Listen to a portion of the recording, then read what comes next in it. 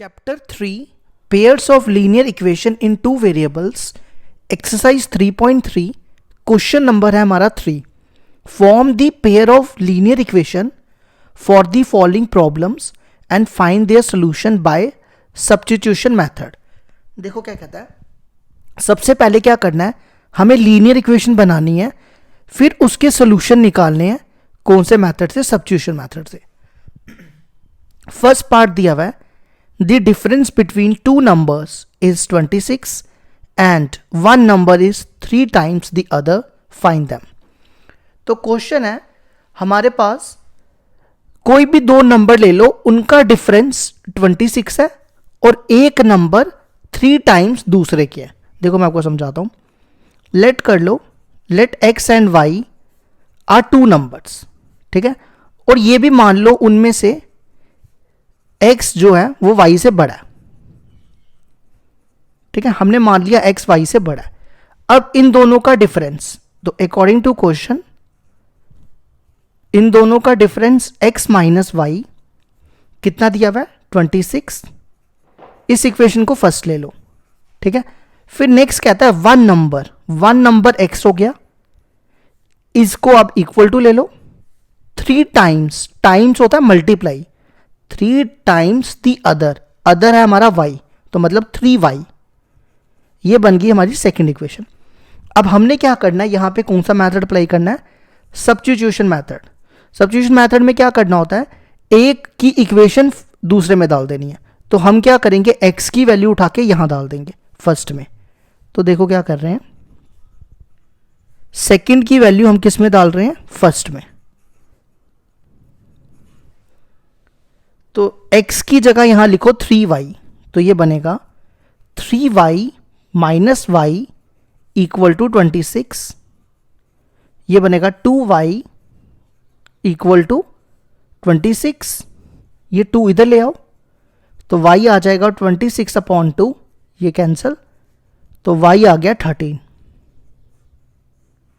अब नेक्स्ट हमें x निकालना है, तो x के लिए क्या करो, y की वैल्यू इसमें डाल दो सेकंड में.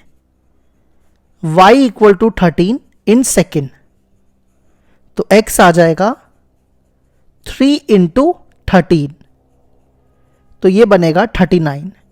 तो हेंस टू नंबर्स के आगे, टू नंबर्स आर, एक तो आया 39 और एक आया 13. तो ये हो गया हमारे क्वेश्चन नंबर 3 के फर्स्ट पार्ट का आंसर.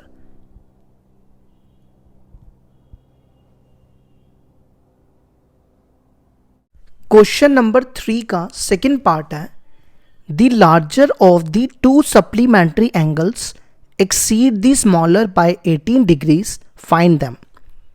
देखो सबसे पहले तो सप्लीमेंट्री का मतलब क्या होता है? सप्लीमेंट्री का मतलब होता है 180 डिग्री. तो यहां पे कहता है दो सप्लीमेंट्री एंगल्स है जिनका सम कितना होगा? 180 डिग्री. एक कंडीशन ये होगी. दूसरी कंडीशन ये है कि उसमें से जो लार्जर है वो एक्सीड कर रहा है, एक्सीड मतलब बढ़ रहा है, स्मॉलर बाय 18. समझ आई? क्या कह रहा है कि जो उसमें से लार्जर है वो स्मॉलर में एक्सीड कर रहा है बाय 18. तो मैं आपको समझाता हूं. सबसे पहले लेट कर लो, let x and y are two angles, ठीक है. उसमें से मान लो कि x बड़ा है, such that x is greater than y. अब अकॉर्डिंग टू क्वेश्चन देखो ये बोला है कि ये दोनों एंगल्स, इन दोनों का सम किस, ये क्या है? सप्लीमेंट्री है. मतलब ये दोनों का एंगल का सम सप्लीमेंट्री है, तो मतलब x plus y equal to 180 degree होगा. हमेशा याद रखो सप्लीमेंट्री का मतलब होता है 180 डिग्री. ये बन गई फर्स्ट इक्वेशन. उसके बाद यहां पे देखो क्या लिखा है, लार्जर. लार्जर कौन सा लिया हमने? x. Exceed the smaller by 18, मतलब कि जो स्मॉलर में वो कितना बढ़ रहा है? 18, मतलब 18 प्लस, और स्मॉलर कौन है? y. तो ये बनेगी equation x equal to 18 plus y. तो ये आ गया हमारा सेकंड. अब हम क्या करेंगे, इसमें सब्स्टिट्यूशन मेथड लगाएंगे. x की वैल्यू यहां डालेंगे, ये x की वैल्यू यहां डालेंगे, यहां से y की निकलेगी. Put the value of second in first. तो देखो क्या बनेगा, x की जगह लिखो यहां पे 18 plus y equal to 180 degree. इस 18 को इधर ले आओ, y प्लस वाई 2y होगा, ये 18 इधर आएगा, 180 माइनस 18 डिग्री लिखना है, बाद में लिख लेना, नहीं भी लिखोगे तो भी चलेगा। अब ये कितना बचेगा, ये बचेगा 172। तो 2 को 172 से डिवाइड करोगे तो ये कितना बनेगा, 86 है ना, 86 ही बनता है ना। एक सेकेंड, 2 8 था 16, हाँ 86 आ गया। यहाँ ठीक करना, मैंने गलत लिखा, 180 में से 18 गए 162 आता है, तो 2 से डिवाइड करोगे ये 81 आएगा। अब हमें निकालना है y और x, ये वैल्यू आप यहां पे डाल दो। x y इक्वल टू 81 हम किस में डाल रहे हैं, सेकेंड में, तो x हो जाएगा 18 प्लस y की जगह 81, तो ये आ जाएगा 18 प्लस 81 99। तो हेंस 2 एंगल्स आ गए हमारे पास, 2 एंगल्स आर, पहला कौन सा आया 99 डिग्री और दूसरा आया 81 डिग्री। अगर आप इन दोनों का सम करोगे ना 180 डिग्री आएगा, तभी तो ये बोला हुआ था कि ये सप्लीमेंट्री है। तो ये होगी हमारी क्वेश्चन नंबर 3 का सेकंड पार्ट।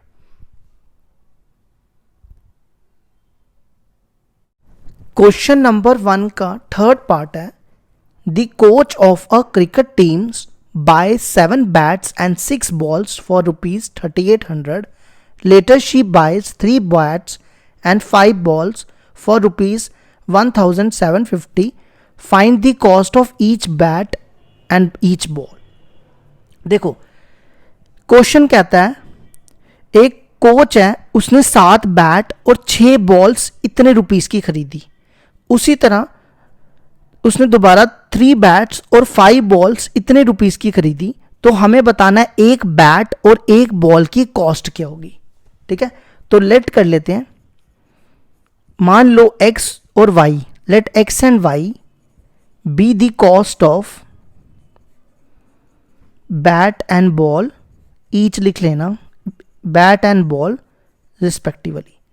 तो अब आ जाओ अकॉर्डिंग टू क्वेश्चन पे।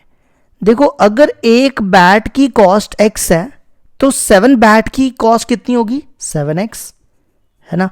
फिर प्लस एक बॉल की कॉस्ट अगर y है तो 6 बॉल्स की कितनी होगी, 6y, और इन दोनों की कॉस्ट मिला के कितनी दी हुई है, 3800। इसको ले लो फर्स्ट इक्वेशन। इसी तरह एक की x है तो 3 बैट्स की कितनी होगी, 3x, फिर यहां पे 5y इक्वल टू 1750। अब हमें इन दोनों इक्वेशनों को सॉल्व करके x और y की वैल्यू निकालनी है बाय सब्स्टिट्यूशन मेथड से। तो देखो क्या करो, यहां से y की वैल्यू निकालो, इस 3x को इधर ले आओ, ये बनेगा 1750 माइनस 3x और 5 को इसके नीचे ले आओ, इसको ले लो सेकंड इक्वेशन। अब क्या करो, ये सेकंड की वैल्यू फर्स्ट में डाल दो,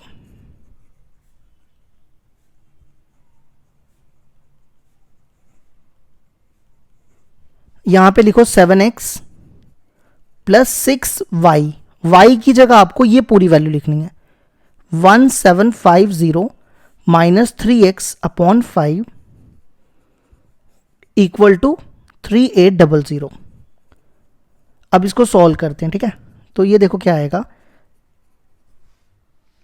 पहले इसको इससे मल्टीप्लाई करो, 6 को 1750 से मल्टीप्लाई करेंगे तो ये आता है 10,500।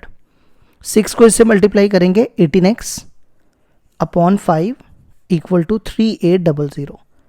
अब इसका एलसीएम ले लो, 5 एलसीएम आ जाएगा, ये मल्टीप्लाई होके बनेगा 35x और ये सेम आ जाएगा 10500 माइनस 18x इक्वल टू 3800। 35 में से 18 गए 17x प्लस 10,500 और 5 को इससे मल्टीप्लाई करो 3800 इंटू 5 कितना बनता है? 38 इंटू 5 190, तो ये बनेगा 19000।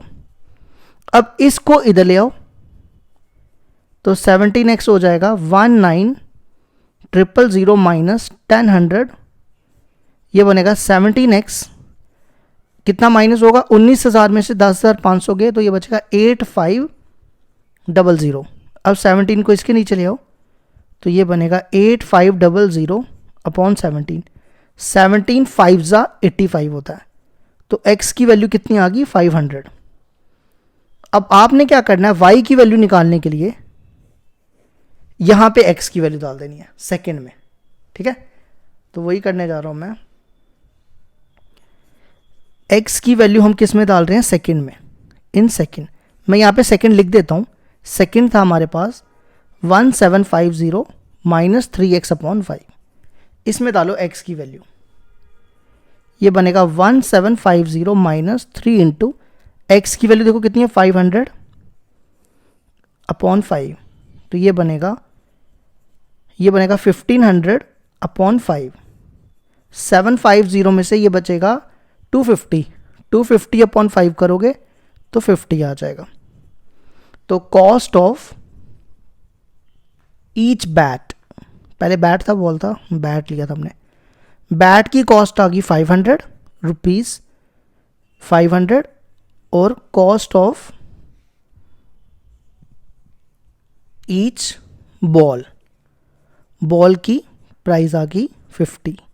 तो ये हो गया हमारे फर्स्ट का थर्ड पार्ट का आंसर।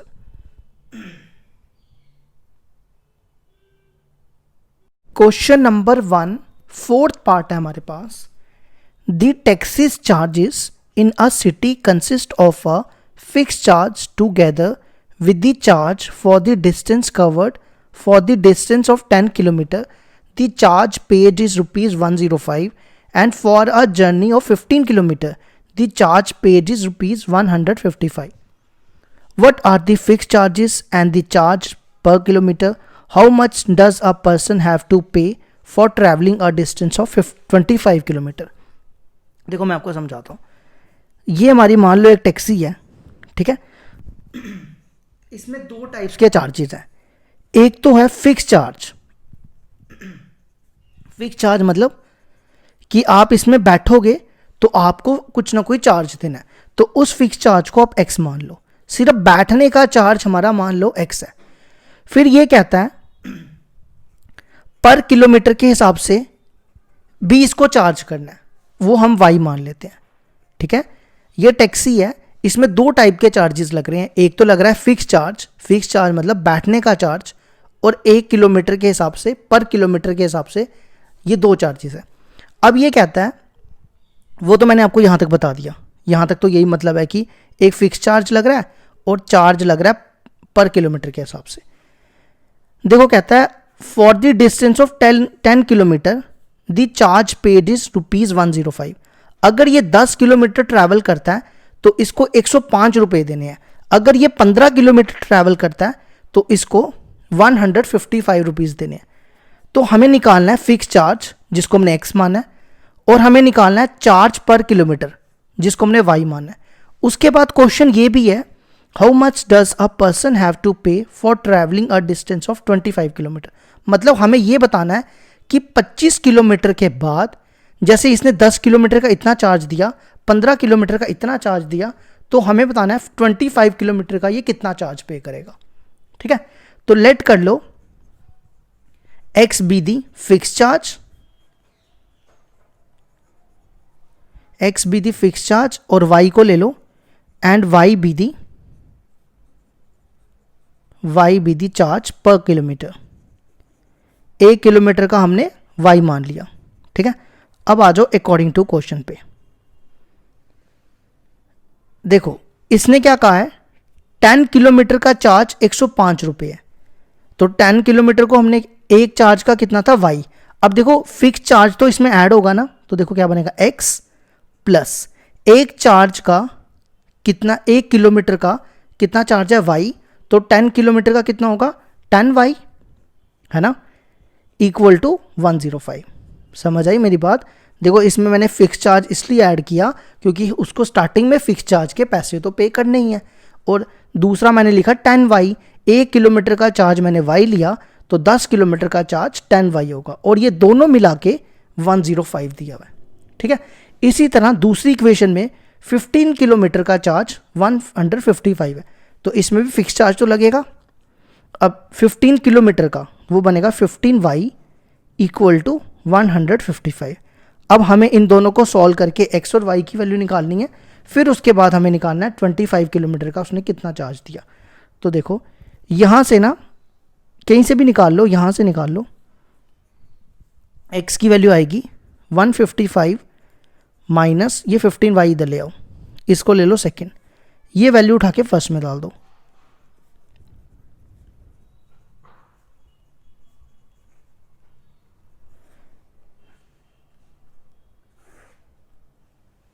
अब देखो यहाँ पे x की वैल्यू डालो, x की वैल्यू कितनी है 155 minus 15y plus 10y equal to 105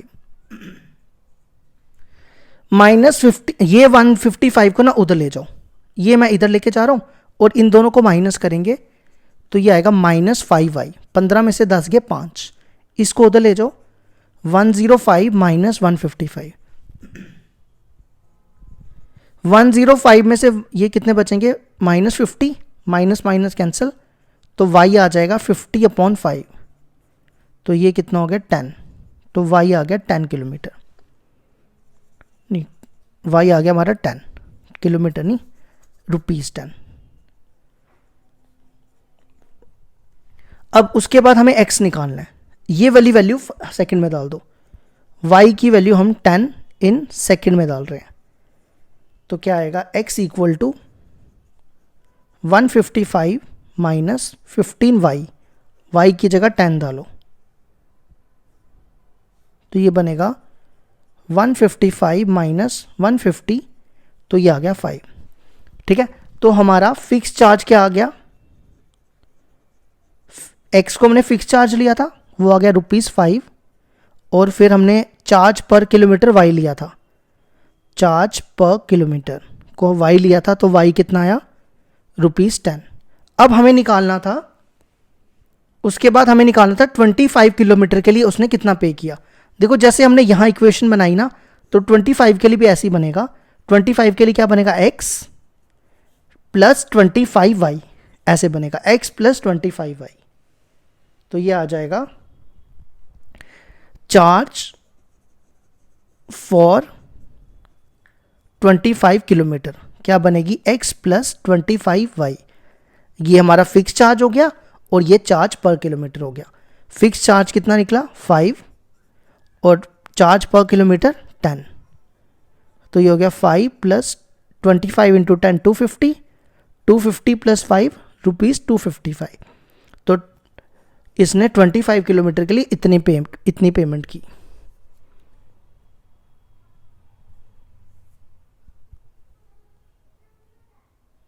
question number 3 fifth part है, a fraction becomes 9/11 if 2 is added to both the numerator and the denominator. If 3 is added to both the numerator and denominator, it becomes 5/6. Find the fraction. देखो क्या कहता है, कहता है अगर हम 2 numerator और डिनोमिनेटर में ऐड करें तो हमारी फ्रैक्शन 9/11 हो जाएगी।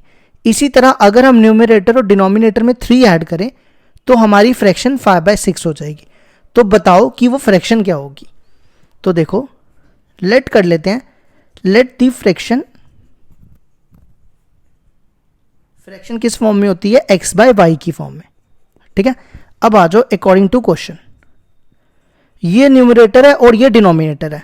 अब हमें क्या करना है, 2 ऐड करना है, इस ऊपर भी नीचे भी। देखो मैं यहाँ पे 2 ऐड कर रहा हूँ, इसमें भी 2 ऐड किया और इसमें भी 2 ऐड किया, और ये कितना मिलेगा हमें 9/11, ये क्वेश्चन कह रहा है। ठीक है, इसी तरह दूसरा केस है, इसी में अगर आप 3 ऐड करो ऊपर भी नीचे भी तो कितना मिलेगा 5/6। ठीक है, तो देखो क्या बनेगा, इसमें 3 ऐड करो, इसी में कर रहा हूं x + 3 अपॉन y + 3 कितना मिलेगा 5/6। अब हमें इन दोनों इक्वेशनों को सॉल्व करके x और y की वैल्यू निकालनी है और वो x और y की वैल्यू यहाँ डाल देनी है। तो हमारा अब हम इसको सिंप्लीफाई करते हैं। सबसे पहले क्या करो, 11 को इधर मल्टीप्लाई करो, ये बनेगा 11x, 11 2 ज़ा 22, फिर 9 को इससे 9y और 9 2 ज़ा 18। नेक्स्ट स्टेप क्या करो, 22 को ना इधर ले आओ, 11x equal to 9y plus 18 minus 22। अब 11 को इधर ले आओ तो x की वैल्यू आ जाएगी 9y, 18 में से 22 गए -4 अपॉन 11। इस इक्वेशन को ले लो फर्स्ट। इसी तरह अब इसको सॉल्व करो, ये क्रॉस मल्टीप्लाई 6x प्लस 6 3 ज़ा 18, 5y, 5 3 ज़ा 15। अब क्या करो, 5y को इधर लाओ, 6x माइनस 5y, 18 को इधर ले जाओ, 15 माइनस 18, तो ये बनेगा 6x minus 5y equal to -3। ये आ गई सेकेंड इक्वेशन। अब आपने क्या करनी है, x की वैल्यू उठा के यहां डाल देनी है। तो हम फर्स्ट की वैल्यू सेकेंड में डाल रहे हैं। ज़रूरी नहीं है यहां से निकालनी थी, अब यहां से भी निकाल के डाल सकते थे। ये कोई रट्टा मत मार लेना कि यहां से निकालनी है वैल्यू, कहीं से भी निकाल के कर सकते हो। अब देखो, सबसे पहले 6x, x की वैल्यू आपके सामने, 9y minus 4 upon 11 minus 5y equal to -3। Solve करो इसको, 6 9 ज़ा 54y, 6 4 ज़ा 24 और इसका ना एलसीएम ले लो 11, 11 इससे मल्टीप्लाई हो जाएगा 55y -3। अब क्या करो, 54 में से 55 गए माइनस y, 11 3 ज़ा, ये पहले -24 लिखो, 11 3 ज़ा 33, इस 24 को इधर ले आओ, minus y equal to -33 plus 24, minus y equal to 33 में से 24 गए 9, तो y आ गया 9। अब आपने x की वैल्यू निकालनी है। आपने क्या करना है, y की 9 वैल्यू इसमें डाल देनी है, तो x की निकल आएगी। तो हम y की वैल्यू किस में डाल रहे हैं, सेकंड में। मैं यहाँ पे सेकंड की इक्वेशन लिख देता हूँ। सेकंड की इक्वेशन है 9y माइनस 4 अपॉन 11। डालो यहाँ पे y की जगह 9 माइनस 4 अपॉन 11, 9 9 ज़ा 81, 81 माइनस 4 अपॉन 11, 81 में से 4 गए 77 अपॉन 11, तो y आ गया, x आ गया 7। अब हमें निकालनी थी फ्रैक्शन, है ना, तो फ्रैक्शन हो जाएगी हमारी, फ्रैक्शन हमने क्या ली थी, x बाय वाई ली थी ना, तो x था 7 और y था 9, तो ये आ गया हमारे जो भी पार्ट था फिफ्थ पार्ट का आंसर।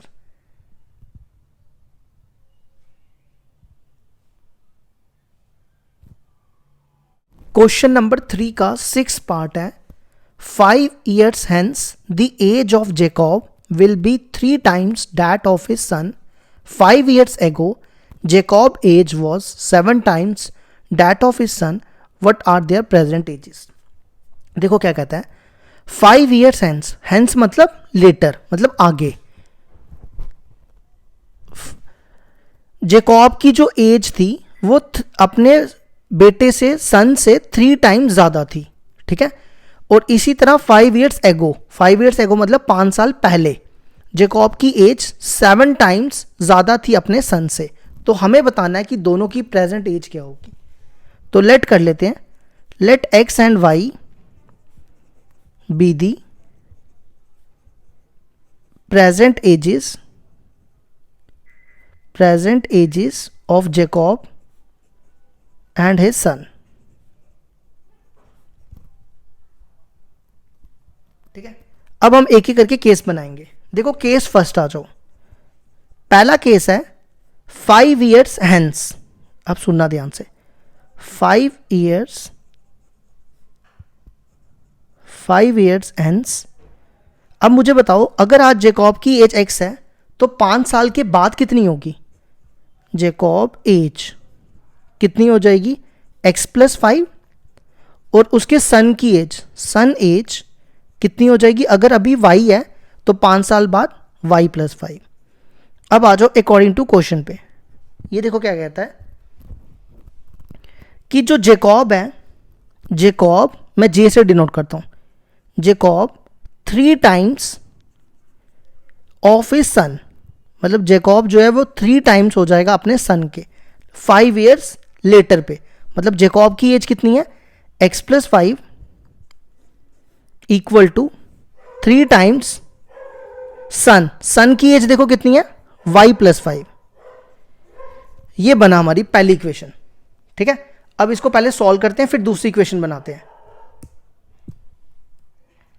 ये बनेगा x+5 इक्वल टू 3y, 3 5 15।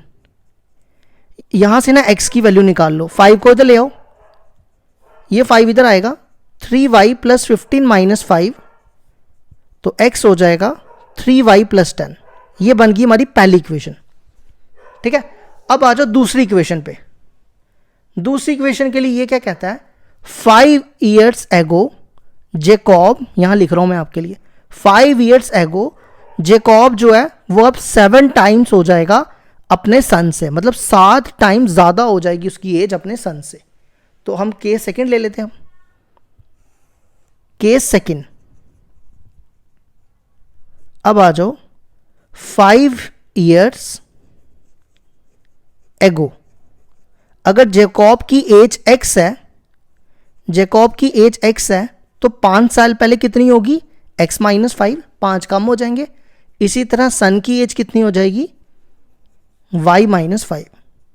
अब अकॉर्डिंग टू क्वेश्चन देखो, Jacob equal to 7 times son, Jacob कितना है, x-5, 7 टाइम हिज सन, वो हो गया 5-5। इसको करो सॉल्व, ये बनेगा x-5, ये बनेगा 7y, 7 5 35। इस 7y को इधर लाओ और 5 को उधर ले जाओ। अब मैं ये डायरेक्ट कर रहा हूं, -35, ये 5 इधर आएगा, +5 हो जाएगा, तो ये बचेगा -30। अब यहां पे सब्स्टिट्यूशन मेथड लगा दो, ये फर्स्ट की वैल्यू सेकंड में डाल दो, हमें x और y की वैल्यू निकालनी है। ठीक है, फर्स्ट की वैल्यू हम किस में डाल रहे हैं, सेकंड में। तो सबसे पहले x की जगह, ये जरूरी नहीं होता कि हमेशा फर्स्ट या सेकंड से निकालनी, किसी से भी निकाल सकते हो। अब x की वैल्यू यहां से भी निकाल सकते हो, इस 3y को इधर ले आओ और x की वैल्यू निकाल के इसमें भी डाल सकते हो, ये रट्टा नहीं मारना। ठीक है, तो सबसे पहले x की जगह 3y + 10 यहां। अब हम क्या करने लगे हैं, x की वैल्यू, ये देखो x की जगह हम 3y + 10 यहां डालते हैं, 3y + 10, x की जगह मैंने 3y + 10 डाल दिया, -7y -30। क्या किया, x की जगह यहां पे 3y + 10 यहां डाला है, तो इसको खोलो, ये 3y में से 10y गए -4y, 3y में से 7y गए -4y, इस 10 को उधर ले जाओ, ये 10 उधर जाएगा तो माइनस हो जाएगा, तो -30 - 10, तो वो बनेगा -40। ये माइनस माइनस कैंसिल, तो y हो जाएगा 40/4, वो आ जाएगा 10। तो सन की एज आ गई 10। अब निकालते हैं जेकॉब की, ये वैल्यू आप फर्स्ट में डाल दो, y = 10 इन 1,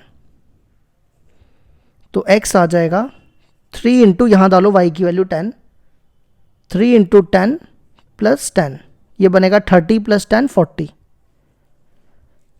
तो जेकॉब की एज कितनी होगी, जेकॉब एज होगी 40 और सन एज होगी 10। ये हो गया हमारा क्वेश्चन खत्म और एक्सरसाइज भी होगी खत्म।